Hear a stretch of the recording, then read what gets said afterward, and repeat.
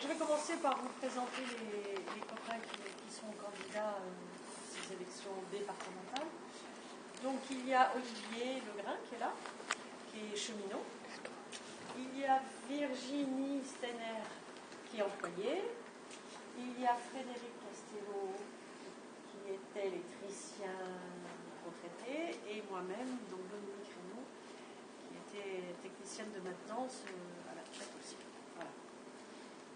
Donc on va faire deux informations, deux petites interventions. Et après, je vous donnerai la parole si on peut débattre un peu, ça peut être chouette. Voilà. Alors, pour ce qui me concerne, je voudrais rappeler une fois de plus que ces élections sont avant tout un sondage d'opinion nationale, grandeur nature. On va voter partout en France pour ces départementales. Voilà pourquoi nous disons qu'il faut voter en fonction des questions essentielles qui préoccupent les salariés, les retraités, les chômeurs, c'est-à-dire tous les travailleurs en général. Et ces questions essentielles, vous les connaissez, le chômage, les licenciements, les pertes de pouvoir d'achat et des salaires, des pensions, des allocations. Ce sont ça les questions. Alors elles ne pourront être résolues, évidemment, qu'au plan national. Alors on nous a demandé si dans cette campagne pour les élections départementales, nous avions une opinion sur les enjeux locaux. Alors nous en avons une. Mais pour nous, les enjeux locaux les plus importants ne sont pas les mêmes que ceux de la grande presse ou des notables qui se présentent à ces élections et qui nous parlent, qui de l'Hermione, qui du tourisme. Notre préoccupation concerne la baisse des budgets sociaux qui entraîne une baisse de niveau de vie pour les foyers modestes, par exemple en matière de ramassage scolaire, d'exclusion de certaines écoles et collèges des REP, du maintien ou pas des centres sociaux dans les quartiers des villes, etc. Alors on nous dit que si les budgets sociaux baissent, c'est à cause du reversement du gouvernement qui diminue. C'est vrai, mais pas seulement.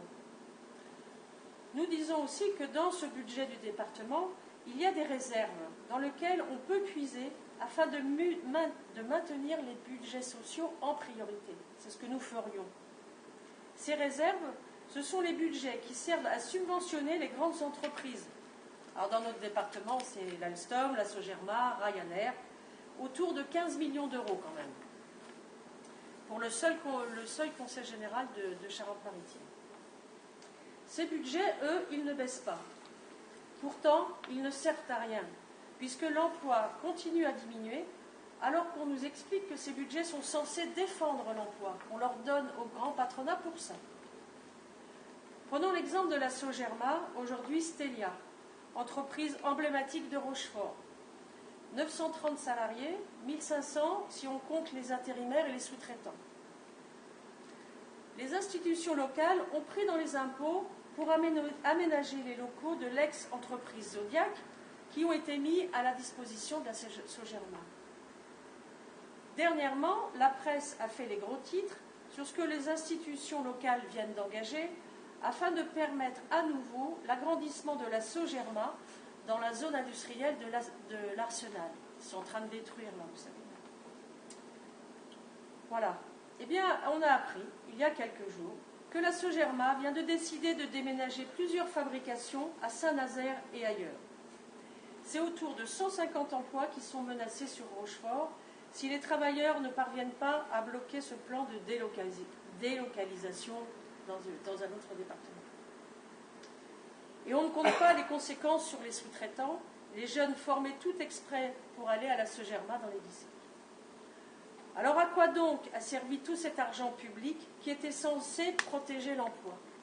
Eh bien à rien, puisque la direction Sogerma ne s'en sent pas du tout redevable en rien des cadeaux qu'elle a reçus.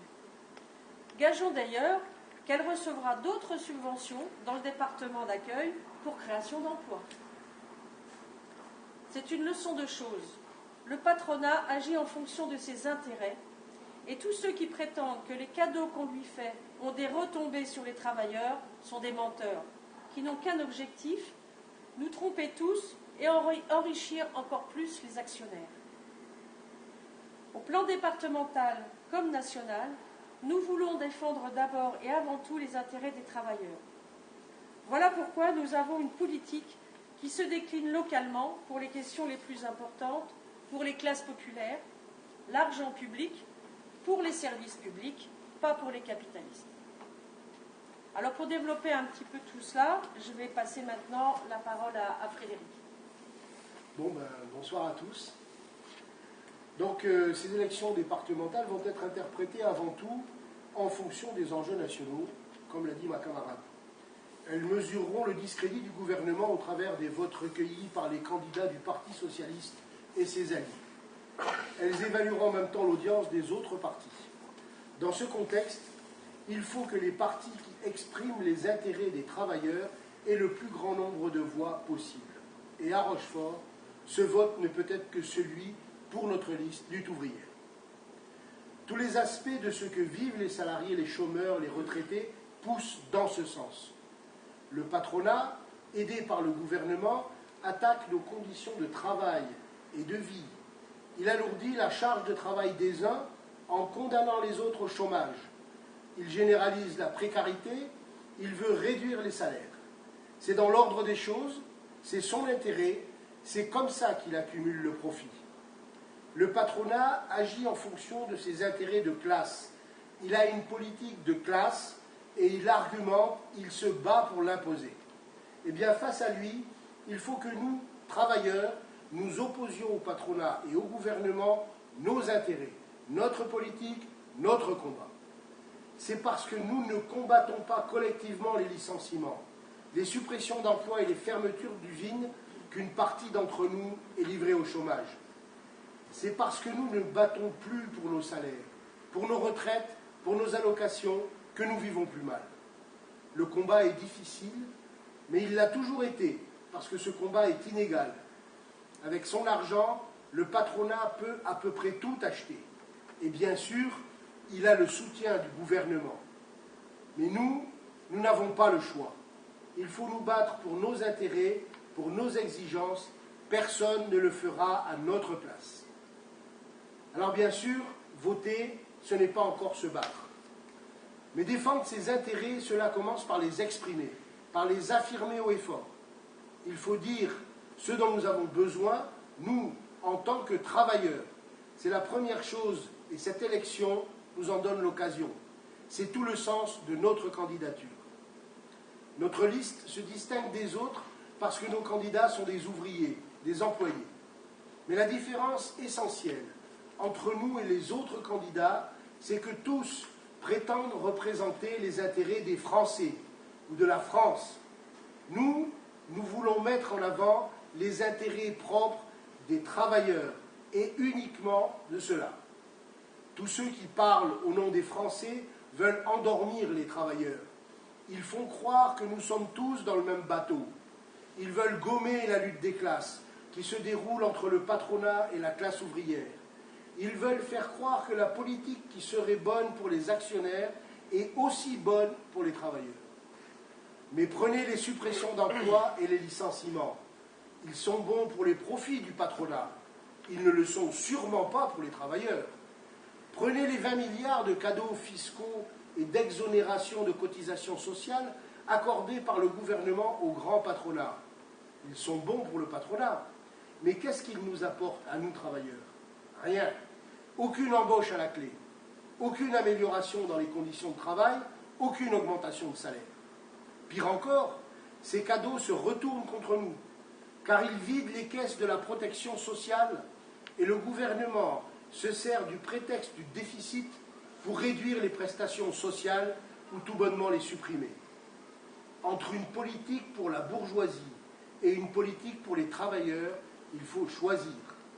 Ceux qui prétendent concilier les deux trompent les travailleurs et s'apprêtent à les trahir une fois arrivés au pouvoir. Dernièrement, le gouvernement, comme certains médias, parle de reprise ou de perspective de reprise. Mais ces déclarations se basent uniquement sur l'augmentation des cours de la bourse. À l'inverse du gouvernement et des médias, les travailleurs n'ont sûrement pas à se réjouir des super profits annoncés par les entreprises du CAC 40. Ceux-ci sont supérieurs de 30% à ceux de l'année dernière. Mais ces super profits sont réalisés à chiffre d'affaires égal, sans développement de la production. Autrement dit, ces 30%, ce ne sont pas des parts de marché supplémentaires, parce que la consommation globale aurait augmenté. Ces 30% sont pris sur le dos des travailleurs et ils correspondent aux suppressions de postes, à l'augmentation des cadences et à l'augmentation du temps de travail, au blocage des salaires. À l'inverse de tous les politiciens bourgeois, d'extrême droite, de droite ou de gauche, nous disons que pour garantir les intérêts des travailleurs, il faut faire payer la bourgeoisie. À l'inverse de tous ces gens-là, nous ne prétendons pas avoir une politique pour résoudre les problèmes de l'économie en général, ou pour relancer la croissance économique en général. Parce que ça, ce n'est pas possible dans le cadre de ce système où le seul moteur est le profit individuel et la concurrence aveugle. Pour résoudre les problèmes de l'économie actuelle, il faudrait bouleverser tout l'ordre économique. Il faudrait supprimer la loi du profit et la propriété privée des entreprises. En un mot, il faudrait mettre fin au capitalisme. Nous disons que dans le cadre de cette économie injuste, complètement folle, les travailleurs ont le droit et le devoir de se battre pour leur peau. La croissance pour laquelle nous nous battons, ce n'est pas la croissance en général, c'est la croissance des emplois. La relance que nous souhaitons, c'est la relance du pouvoir d'achat, l'amélioration de nos conditions de vie. On n'a que faire de la reprise des profits. Les capitalistes savent toujours se débrouiller, même en pleine crise. La preuve en ce moment même. Notre politique répond aux problèmes des travailleurs et exclusivement à cela. Voilà le sens des mesures d'urgence que nous préconisons et nous y reviendrons dans la discussion sur l'interdiction des licenciements, l'augmentation des salaires et leur indexation sur la hausse du coût des produits de première nécessité, sur l'ouverture des comptes des entreprises et des banques, le contrôle des principaux actionnaires. Dans cette campagne, vous avez vu comment le candidat de l'extrême droite cherche à développer la psychose et à renforcer les préjugés les plus crasses. Mais de tous bords, on cherche à nous mettre dans le crâne que notre identité dépendrait de notre origine ou de notre confession. Mais notre identité, c'est avant tout d'être travailleur. Ouvrier pour certains, employé, gardien, aide-soignante, comptable, caissière pour d'autres, ou chômeur, parce qu'il y a de moins en moins d'emplois. Nous formons une classe sociale, une classe qui est composée de travailleurs de toutes origines, de toutes religions, mais qui a fondamentalement les mêmes problèmes et les mêmes intérêts économiques et sociaux, c'est-à-dire l'essentiel de ce qui nous fait vivre mois après mois. La classe ouvrière a une force prodigieuse. L'histoire des insurrections ouvrières, des révolutions, ou ne serait-ce que des grèves générales, comme la France en a connu en 1936, en 1968, etc., a montré que les travailleurs pouvaient non seulement imposer leurs intérêts au patronat, mais aussi changer le cours de l'histoire. Cette force de la classe ouvrière provient de son rôle dans le fonctionnement de la société. Les travailleurs sont essentiels pour faire fonctionner les commerces, tout comme les grandes surfaces, les usines, tout comme les banques. Sans le travail de la classe ouvrière, il n'y a plus de fonctionnement de la société. Il n'y a plus d'enrichissement de la classe bourgeoise. La force de la classe des travailleurs, c'est en même temps son nombre. Voilà pourquoi son intérêt, c'est d'être unis dans la lutte autour de ses revendications. Il faut que les travailleurs se servent de ces outils, que sont leur place sociale et leur nombre, pour imposer leurs intérêts. Alors tous ceux qui cherchent à attiser les divisions entre travailleurs, qu'ils soient intégristes et qu'ils brandissent les différences religieuses, ou qu'ils soient racistes ou nationalistes, sont des ennemis. Face à tous ceux qui veulent dresser un mur entre nous, il faut affirmer qu'il y a une seule et unique communauté, celle des travailleurs et des exploités. Mais cette force dépend de la conscience qu'a chacun de nous d'appartenir à cette classe et d'avoir une politique à défendre. Et cela commence par la conscience d'avoir à rejeter le patronat, mais aussi les partis bourgeois. On ne doit pas déléguer notre voix à des politiciens qui pensent et réfléchissent du point de vue de la bourgeoisie, pour défendre les intérêts de la bourgeoisie. La droite et la gauche se relaient pour défaire les droits que les travailleurs ont conquis de haute lutte. Chaque gouvernement s'y attaque petit bout par petit bout. Mais au final, ils ont réussi en quelques années à rayer le fruit de plusieurs décennies de lutte. Car il en a fallu des combats pour que la classe ouvrière n'ait plus à vivre au jour le jour, pour qu'elle gagne un minimum de sécurité et des droits pour se soigner, envoyer les enfants à l'école, s'assurer une retraite. Où en sommes-nous aujourd'hui? Le patron ne se met peut-être pas à la porte de l'usine pour dire « toi je te prends, toi je te prends pas », mais c'est tout comme. Combien de travailleurs peuvent être sûrs et certains d'avoir un emploi jusqu'à leur retraite? Il est inacceptable que des centaines de milliers d'entre nous soient forcés de jongler entre période de travail et de chômage sans avoir aucune garantie de rien. Combien de travailleurs attendent le coup de fil qui leur donnera quelques jours ou quelques heures de travail?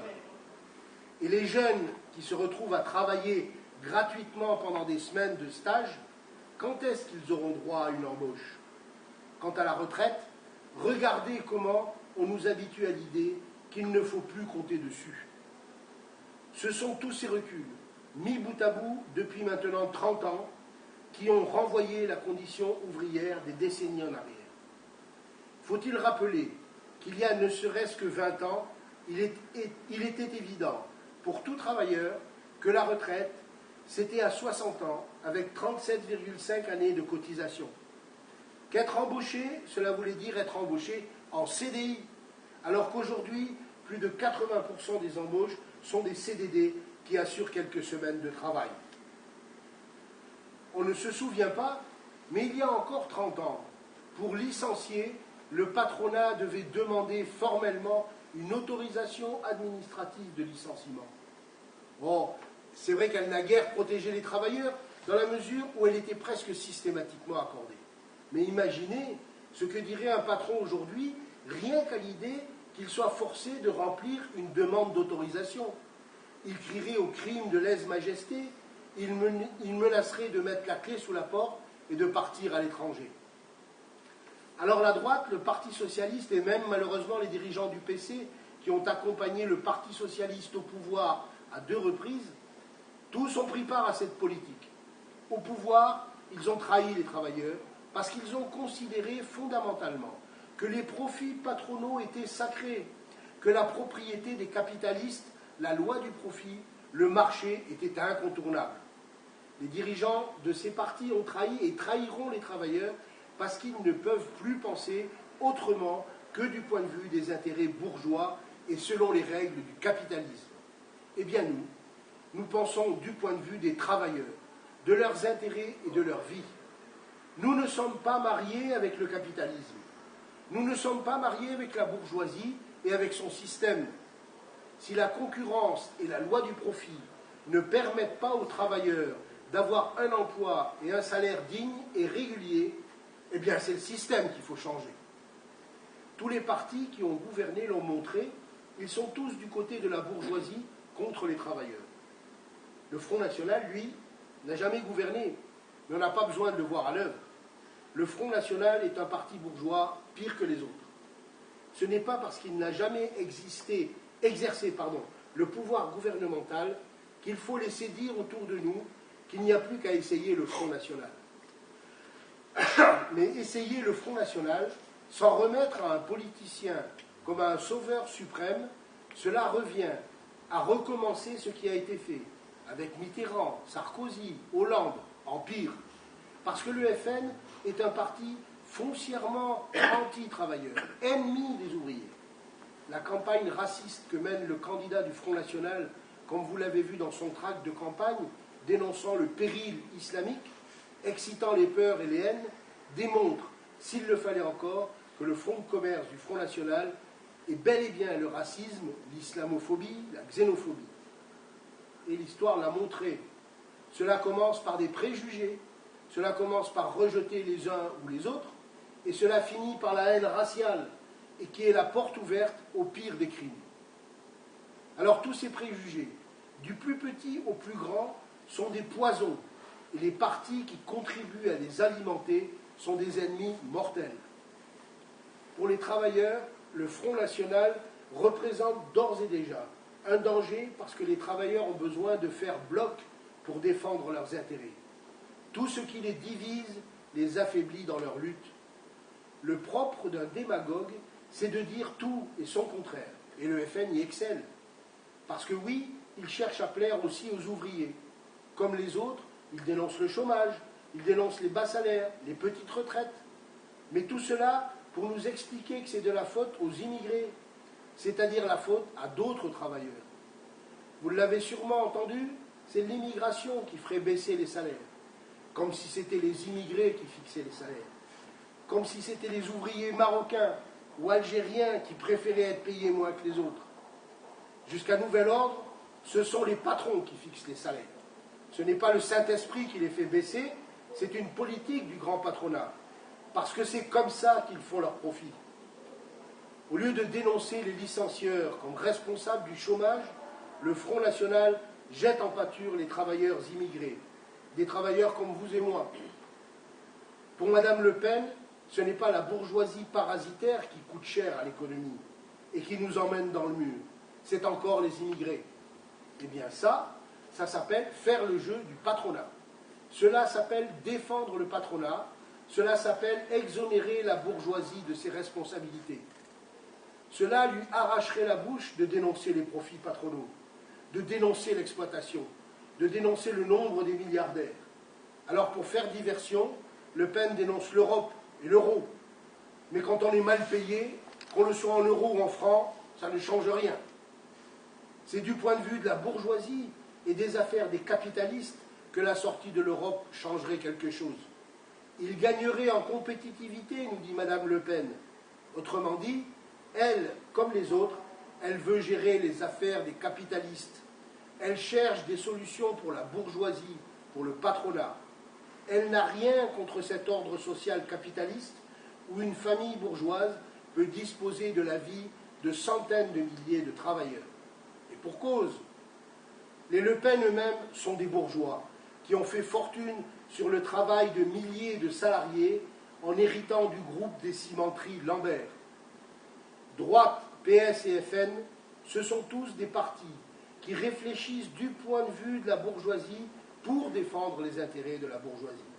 Quand ils s'adressent aux travailleurs, c'est pour avoir leur vote, mais ils ne représentent pas les intérêts des travailleurs.